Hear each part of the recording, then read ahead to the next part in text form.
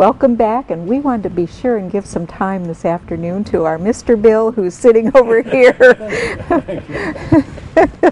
One of the volunteers for spiritual care at the hospital. Bill, how long have you been there now?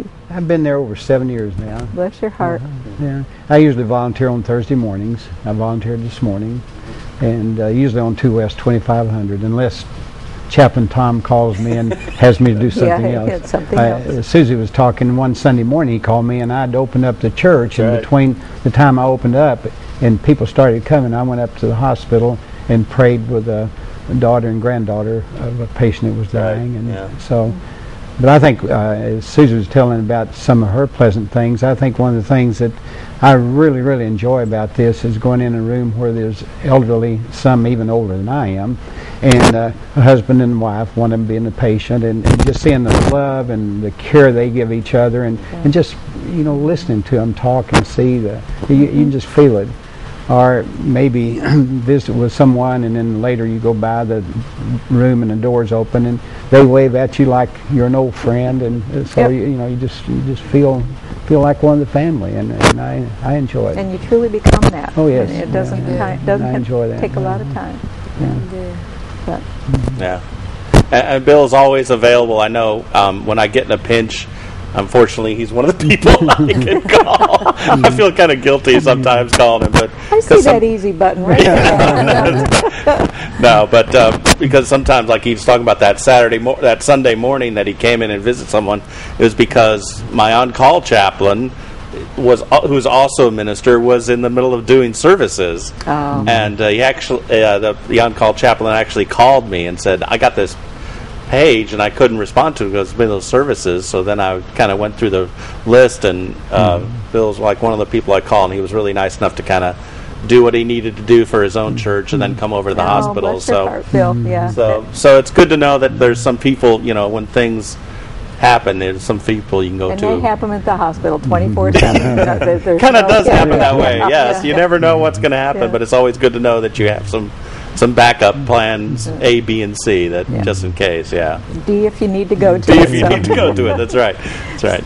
Suzie, you were saying before, too, that you had thought of a particular, one of your incidents. Favorite stories. Tom had called me one Sunday afternoon and asked me to go. There was a specific person there at the hospital, and the lady was actively passing, and I got there just as she passed away. And the husband, they had been married close to 80 years. Oh, my goodness. And he just laid over her and said, you know, what will I do without her? And there was a couple sons there and a couple of, daughter-in-laws. But anyway, I just stayed with him because I just felt like he could not let go of her. And so I prayed with him, prayed with the family, and was able to finally get him escorted out of the room so they could take her body. And I have never forgotten that man. I've often wondered, how he's doing. And you don't forget them. I go home and I'm thinking, I hope so-and-so is okay. Because I find myself even praying for them during the week, thinking, wonder how they're doing. Because sometimes, as Bill knows, you go into a room and that may be the only time you ever see that person. And you don't know if they've made it or if they went home and are well. So it's so often they come across your mind. So you don't forget them, even though you don't see them again. And they don't forget you, and you've made a huge difference. I speak from experience when my husband was in the hospital, and one of the volunteers came in and spent some time with us, and it was very comforting. He got a great deal out of it. It was very reassuring. It was just what we needed when we needed it. So it does, and you never forget the people. No. So, not at all. No. It was Pat that came to visit us. In the wing I visit on, when I first go in the room, I immediately try to look at the people. I think I can tell whether they are in pain or just where they are in their comfort level, and I let that guide me as to where, sometimes they'll introduce myself and, can I do anything for you? Well, you can pray for me. And if I sense that they really need the rest and everything, I'll do that and leave. But sometimes they want to talk, and you might listen for 20 minutes. So, That's right. But I think you can read people and see what their needs are. Maybe not medically, but for our... but spiritually. And that's just as important as the medicine going in. Absolutely. I mean, that's proven. Right. It's definitely proven, There's statistics out there. There are lots of statistics out there about how pastoral care really helps people get quicker, better, quicker. Yeah, you need that whole, the whole inclusion on all of this. So, and whatever it takes, if it's 20 minutes, if it's 5 minutes. So, Tom, how would someone, if they're watching this afternoon or they're watching, how would they get in touch with you to become a volunteer? Yeah, I think the best way to get a hold of me is either by phone, or if you want to email me, that's okay too. Okay. But my phone number is 870-508-7750. Okay. I can't believe I just did that, because I never call myself, and sometimes I have to think about my office number, but it is 508-7750. Okay. Or my email address is tbaker@baxterregional.org. Very good. You got it. Yeah. So, and I'm happy to, have people call me and talk about what they're thinking about. Sometimes I'm also happy if people want me to come to their churches and talk about what I do to their, to their Sunday school program, or to their church as a whole, or to whatever. I'm happy to do that as well. And I think, just from experience, I think the two things that kind of, some people think to themselves, oh my gosh, I can never do something like that.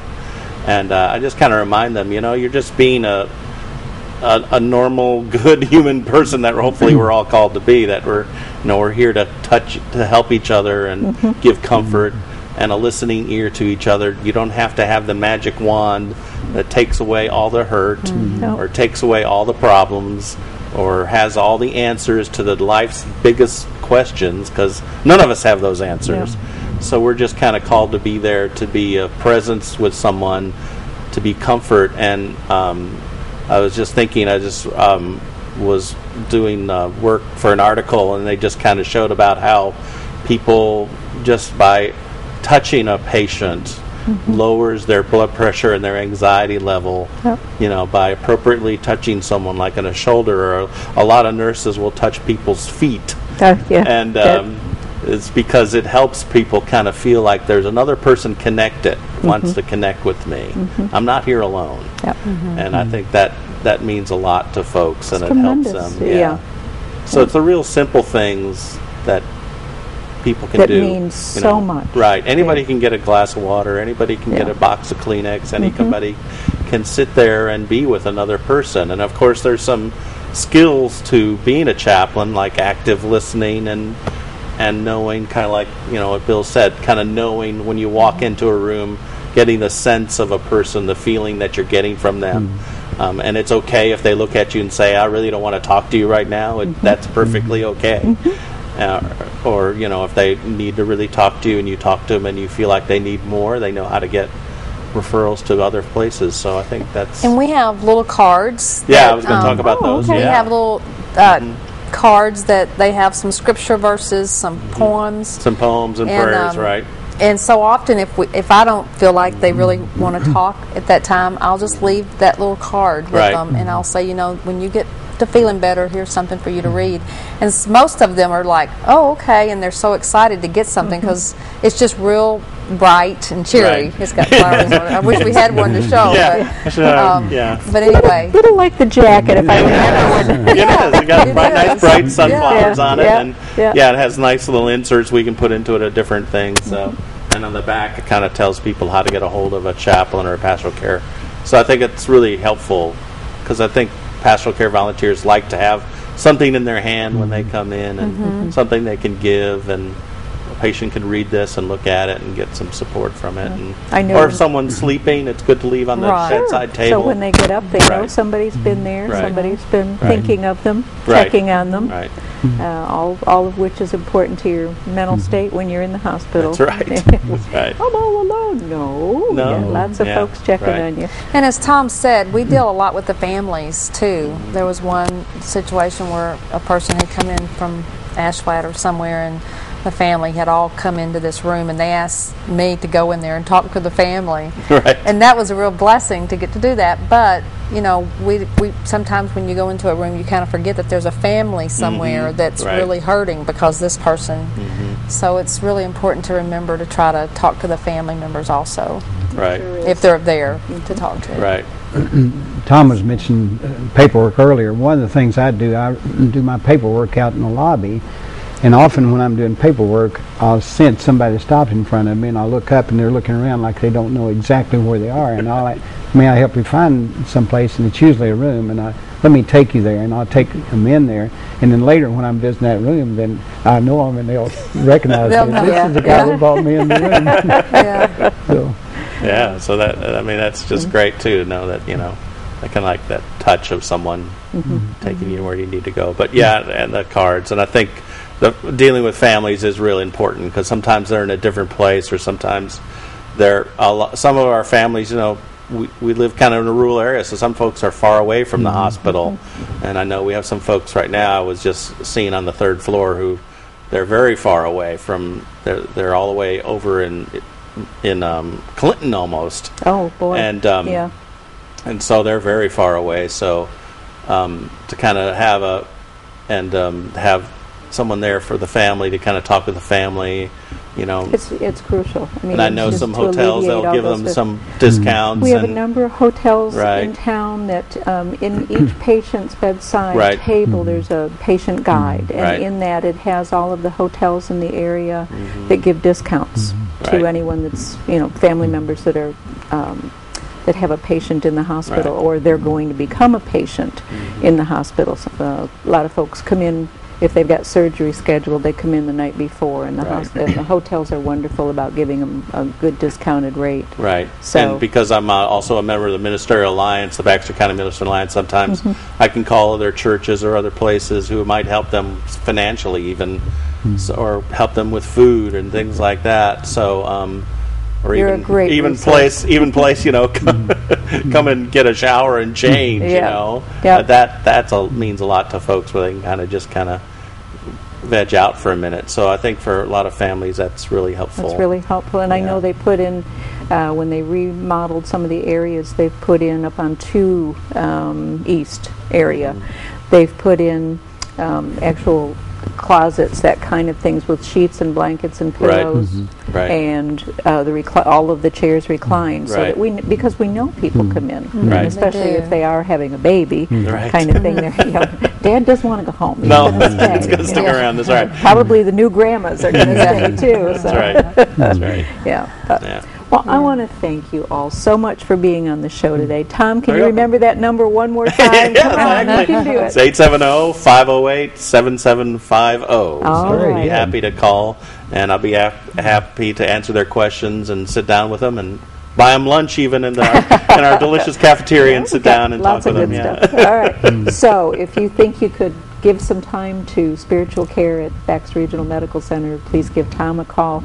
Bill, thank you. Susie, thank you so much for joining us today. You're welcome. We sure appreciate it. Tom, especially, thank you for taking the time. No problem. Join us next time for BRMC's Healthy Connections. Thanks for joining us.